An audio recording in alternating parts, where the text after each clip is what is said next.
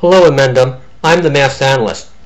As you know, when you file a DMCA to YouTube, you have to tell them what video infringed upon your work. You also have to tell them what work of yours was the video that was infringed upon. So my question to you is, could you identify the particular video that was used to obtain a snapshot to be used in the infamous Inmendham Adolf Hitler Photoshop job?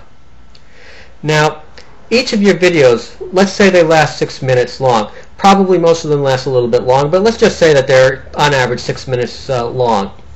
And assuming that they're 30 frames per second, that means each video has roughly 10,000 frames in it. Now you had at least 800 videos when the Photoshop job was done, which means that there were 8 million possible frames to be chosen from. Now, I've looked at some of your, actually a fair number of your videos, or at least the snapshots of your videos, the thumbnails of your videos, and they all look pretty much alike. Yeah, some of them you're dressed up in a goofy tie or what have you, and some of them you have different shirts on, but by and large they look pretty much alike.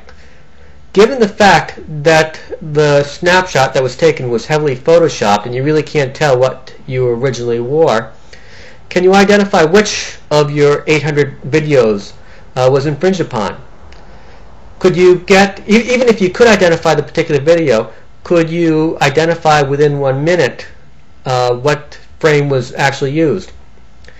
If you could, I would very much appreciate if you would let us know which video BCJ or his friend used to grab the snapshot from and where in the video the snapshot was taken from. So I'm really hoping that you can prove to us that you could indeed identify with any sort of confidence which of your videos the frame was taken from. Now, I've looked at your lawsuit, and let's just say my first thought when I saw it was, where's the beef? Quite truthfully, I don't think it's going to get very far in its current form. Now, maybe after you amend the lawsuit, amend your complaint as you will be allowed by the court, it might have a chance of going further. But I don't give it much chance as it is right now. But let's assume that after you amend it, that the court's going to say, is going to look at this and say, fine, let's let him proceed. Let's assume that.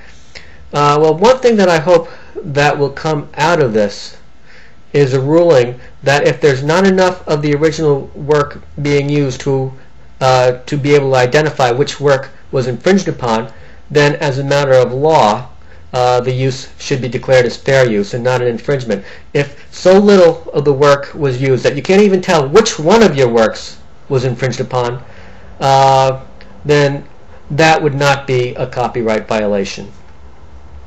So I leave you once more, if you could just tell us which one of the videos was infringed upon and how you know with any sort of degree of certainty that you got the right video. Well, this has been the Mass Analyst, under and in.